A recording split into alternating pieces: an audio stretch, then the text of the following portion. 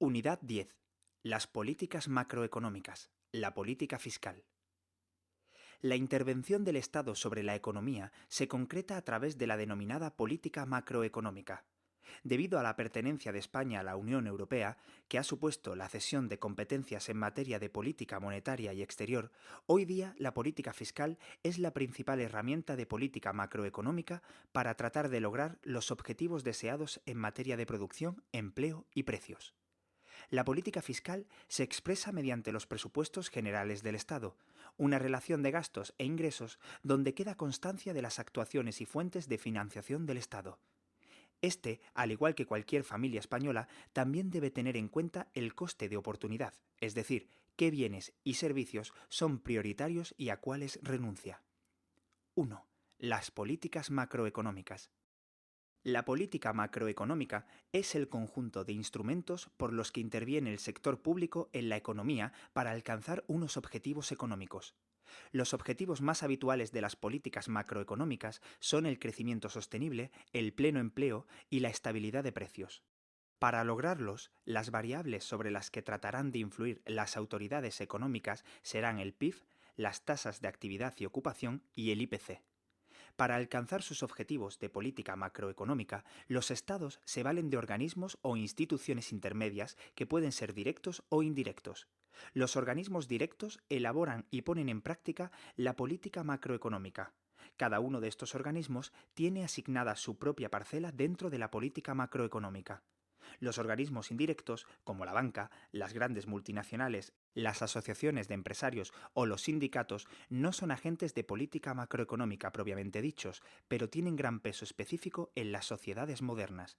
Para conseguir sus objetivos económicos, los estados utilizan políticas macroeconómicas que tienen la capacidad de influir sobre las variables económicas. Estas políticas son la fiscal, la monetaria, la exterior y la de rentas. Mediante la política fiscal, el Estado aumenta o disminuye la actividad económica mediante la recaudación de impuestos y la aplicación del gasto público. Por su parte, la política monetaria es el conjunto de medidas que toma el Banco Central para mantener la estabilidad de los precios, utilizando como variables la cantidad de dinero en circulación y el precio de éste. La política exterior es la intervención que realiza el Estado para regular las transacciones con otros países o economías como, por ejemplo, el tipo de cambio de la moneda respecto a la de otros países. Por último, la política de rentas pretende lograr la estabilidad de precios influyendo sobre aquellos más importantes, como son los salarios. Todas las políticas que acabamos de citar son a corto plazo, es decir, coyunturales. Así, puede concluirse que la política macroeconómica coyuntural es la forma de intervención del Estado en la economía para lograr la consecución de unos objetivos económicos relacionados con la producción, el empleo y los precios, para lo cual maneja variables tales como los impuestos, el gasto público o el precio del dinero. En la medida en que es la que acapara la actualidad económica y también la más habitual, la política macroeconómica coyuntural coloquialmente se denomina política económica, aunque solo se refiera a las medidas a corto plazo. Cuando las medidas son a largo plazo, se habla de política macroeconómica estructural y su eficacia se espera a varios años vista. 2. La política fiscal. La política fiscal es la actuación intencionada del sector público, es decir, el Estado, las comunidades autónomas, los ayuntamientos y la seguridad social, mediante la recaudación de fondos principalmente en concepto de impuestos y la aplicación de gastos públicos para alcanzar los objetivos perseguidos por el Estado. Podemos establecer dos formas de clasificar la política fiscal, una atendiendo a la naturaleza de los instrumentos aplicados y otra en función de los efectos de dichas políticas sobre la economía. Los instrumentos de los que disponen los gobiernos para tratar de lograr sus objetivos económicos son las políticas fiscales discrecionales y los estabilizadores automáticos. Las políticas fiscales discrecionales se aplican para influir sobre los ingresos o gastos intencionadamente porque no están regladas. Las principales son los programas de obras públicas, los planes de empleo y formación, los programas de transferencias y la modificación de los tipos impositivos. Por otro lado, los estabilizadores automáticos son los ingresos o los gastos públicos que aumentan o disminuyen a la par que el nivel de producción de un país.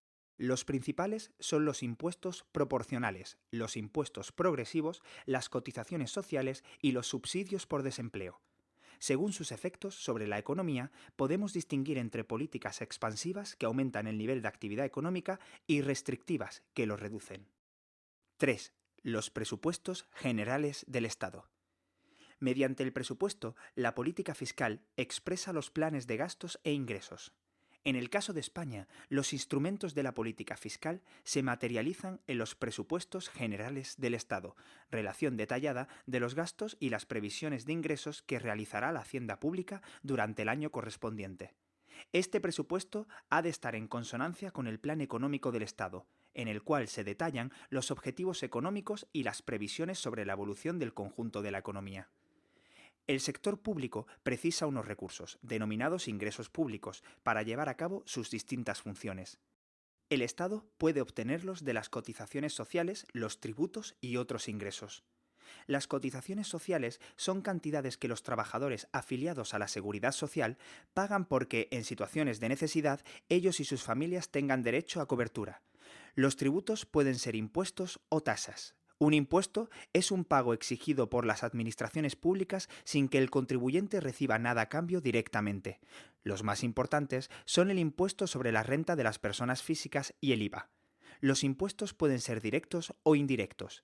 La diferencia entre impuestos directos e indirectos radica en que los primeros tienen en cuenta la situación económica de la persona o la empresa a los que afectan, y los segundos no. Las tasas son pagos a cambio de la utilización de un servicio público o una actividad que proporcionan un beneficio directo al usuario, como la entrada a una exposición pública o la matrícula de una universidad pública. En el capítulo de otros ingresos se encuentran las transferencias corrientes, los ingresos patrimoniales, la enajenación de inversiones y las transferencias de capital. El gasto público es el conjunto de gastos realizados por la administración pública. En lo que se refiere al Estado, podemos clasificarlo atendiendo a su destino. Así, los gastos corrientes son destinados a proporcionar a la sociedad servicios como la sanidad, la educación o la justicia. A su vez, pueden dividirse en salarios de los funcionarios y compras de bienes y servicios. Los gastos de inversión, fundamentalmente en infraestructuras, son los destinados a mantener y a ampliar la capacidad productiva del país. Finalmente, mediante las transferencias y subvenciones, el Estado destina fondos a las personas o empresas. Cuando las destinatarias de las ayudas son las personas, las denominamos transferencias, mientras que si los perceptores son las empresas, las llamamos subvenciones. Al analizar los presupuestos generales del Estado, debemos distinguir entre el gasto real, que comprende el gasto corriente más el gasto de inversión, y las transferencias y subvenciones, que efectúan una redistribución de la renta. El gasto real es el que forma parte de la demanda agregada de un país. Los efectos de la política fiscal sobre la economía son totalmente diferentes en función de que el presupuesto esté equilibrado en déficit o en superávit. El déficit público surge al gastar más de lo que se ingresa, de tal forma que aumenta la cantidad de dinero en circulación con el objetivo de incrementar los niveles de producción y empleo. En la economía pueden darse dos tipos de déficit, el cíclico y el estructural. El primero se produce cuando surgen las inevitables fases de recesión del ciclo económico y es transitorio. El déficit estructural es permanente y se mantiene incluso en situaciones cercanas al pleno empleo. Es un lastre para el desarrollo económico debido a los costes de la deuda que constantemente debe asumir el Estado. Cuando los ingresos no son suficientes para cubrir los gastos, el Estado puede llevar a cabo recortes presupuestarios o endeudarse acometiendo gastos útiles que, a corto o largo plazo, sienten las bases de una recuperación. Para financiar el déficit público, el Estado puede optar por emitir deuda pública o subir los impuestos. También puede aumentar el dinero en circulación. Esta medida suele provocar un incremento de los precios, inflación, razón por la que los Estados son muy precavidos al aplicar esta medida.